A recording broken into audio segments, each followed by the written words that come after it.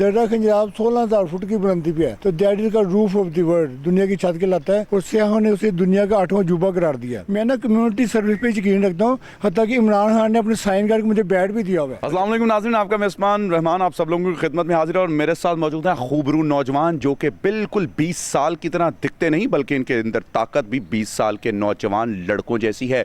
दुनिया के 40 ममालिक का सफ़र किया है, सफ़र के दौरान ज़िंदगी और मौत की कश्मकश में भी खेले हैं, लुटे भी हैं, लुटाया भी है, इश्क भी हुआ है, इश्क में बर्बाद भी हुए हैं।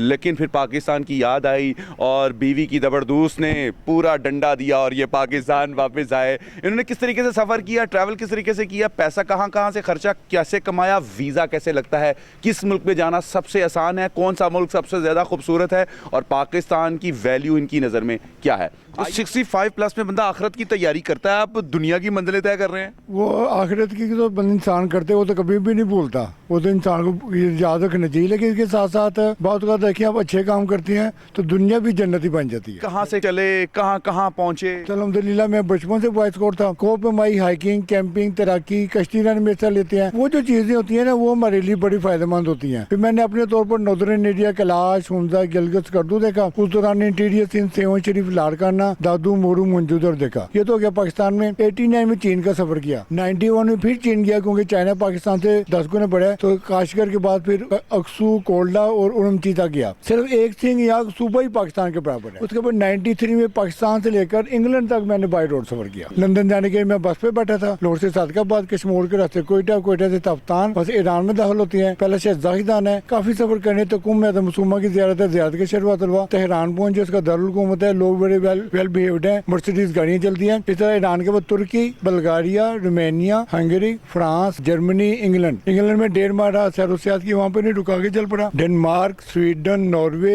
बेल्जियम, हॉलैंड, स्विट्जरलैंड, इस तरह 20-22 मुल्क जाते हुए देखे और 20-22 मुल्क आते हुए। जब मैं बल्गारिया से रोमानिया जा रहा था तो मुझे वहाँ पे ना स्ट्राइक हो गई थी रोमानिया की ट्रेन की, तो मैं ट्रेन पे नहीं बैठ सका। तो मैंने फिर वहाँ से इन्फॉर्मेशन ली तो उन्होंने कहा जी इस तरह कुछ लोग जा रहे थे, यूक्रेन के वो लोग थे, तो उन्होंने कहा हम रोमानिया जा रहे हैं। तो मैं उनके साथ चल पड़ा। मैंने कहा मेरी रहनुमाई करेंगे। वो प्रोफेशनल ड्राइवर थे, उन्होंने वो 2 लोग से मैं अकेला था। उन्होंने एक जगह प्लानिंग के जरिए ना वो एक बंदे सामने से हिट किया और दूसरे ने मुझे नहीं पता कब मेरे हाथ पकड़ के पीछे बांध दिया। तो मैंने स्कोटिंग के अलावा ना एनसीसी भी किया, 2 साल की मिलिट्री ट्रेनिंग लिया है। तो उसमें मैप रीडिंग, उसके अलावा कैमोफ्लेज, कंसीलमेंट, उसके बाद गन चलाना, लाइट मशीन गन चलाना और क्रॉलिंग करना। तो मैं क्रॉलिंग करके तो मैं फिर मेन रोड तक पहुंचा क्योंकि मुझे लाइट नजर आ रही थी। तो वहाँ सब कुछ मैंने देखा, गाड़ियों गुजरे, मेरा एंगल ऐसे बन रहा था मुझे नजर नहीं आ रहा था कि कौन सी है। एक मैं टांग ऊपर कर सकता था, सिर्फ मैं टांग मैंने ऊपर की ताकि लोगों को नजर आए। फिर एक लोडर रुका तो मेरे जो हाथ थे शल हो चुके थे क्योंकि खून रुक चुका था। 8 दिन में अस्पताल में रहा, जिंदगी और मौत की कश्मकश में, क्योंकि मैं गैर मुल्की था। मुझे उन्होंने अच्छा ट्रीट किया।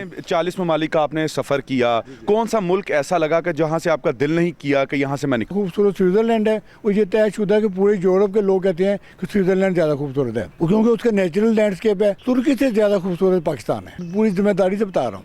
हमारा जो सिर्फ एक स्वाद ही आप देख लेना तो स्वाद की इतनी खूबी है कि मैं कोई बंदा चोरी खत्म नहीं कर सकता। आप 40 मुल्क फिर के वापस आ गए। जब मैं अमेरिका गया ना तो मैंने अपनी वाइफ से पूछा अगर आप कहें तो मैं इधर रह लूँ, तो मेरी वाइफ ने कहा कि आप वापस आ जाएं। तो मैंने कोशिश नहीं की बाहर रहने की। एक बीवी से बेवफाई नहीं की? जी एग्जैक्टली। बीवी से बेवफाई नहीं की या वहाँ कोई गोरी पसंद नहीं आई? एक बड़ी अच्छी बात की थी एक दफा रमीज हसन राजा ने, उन्होंने कहा हमें आज तक किसी जुआड़िए ने पैसे ही नहीं ऑफर किए। तो मुझे भी ऐसे ही हुआ कि लोगों ने ऑफर की लेकिन अल्लाह ताला ने हमें बचाया। सबसे ज्यादा आपको किसका डिस्को क्लब पसंद आया? मुझे तो वो क्लासिकल क्लब भी है, बालम स्टॉप था, फिर वो बालम जाते तो वो मुझे बड़ा पसंद आया। तो कितनी मरतबा आपको इश्क हुआ? ना मैंने कोई गलत काम सोचा ना गलत किया।